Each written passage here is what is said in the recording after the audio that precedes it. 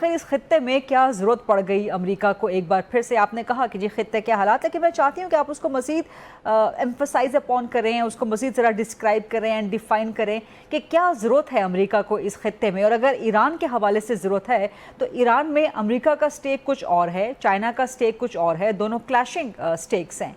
तो they would be that finesse जिसका आपने जिक्र किया है, they would be that fine balance. देखिए, पाकिस्तान की जो ईरान पे पोजीशन है उस पे मेरा नहीं ख्याल कि हम कॉम्प्रोमाइज करेंगे। ठीक। ये मेरी अपनी जाती असेसमेंट है और मुझे काफी हद तक इस बात का यकीन है। ठीक। और अमेरिका को भी इस बात का अंदाजा है कि ये एक हमसाया मुल्क है, उसके साथ ये इसको बिल्कुल भी किसी तौर पे भी जिक या नुकसान नहीं पहुंचाएंगे।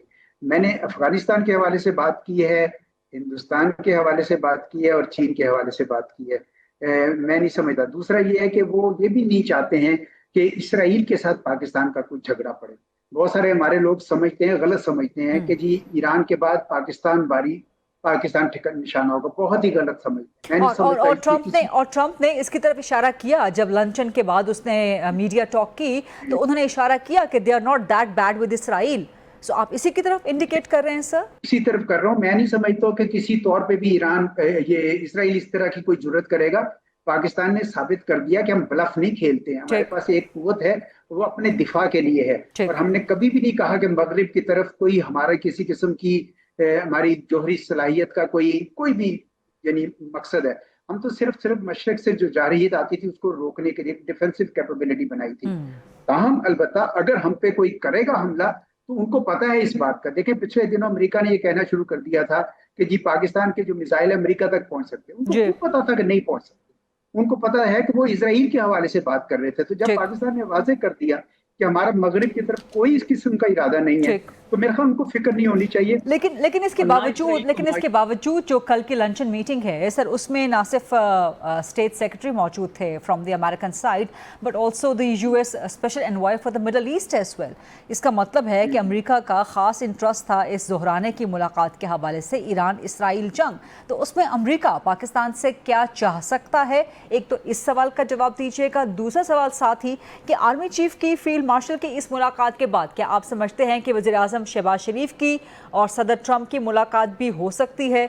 कोई इम्कान हो सकता है? क्या वो मुलाकात वाकई हो भी सकती है? मुझे नहीं पता कि उन्होंने क्या तकाजा किया होगा। लेकिन अगर उनका ये ख्याल है कि जी शायद पाकिस्तान अपने मिसाइल या अपनी कोई दिफाई सलाहियत ईरान के हवाले कर दे कि चलिए इसराइल के खिलाफ इस्तेमाल करें, तो मैं नहीं समझता कि इसका जवाब जो है मुस्बत में हो।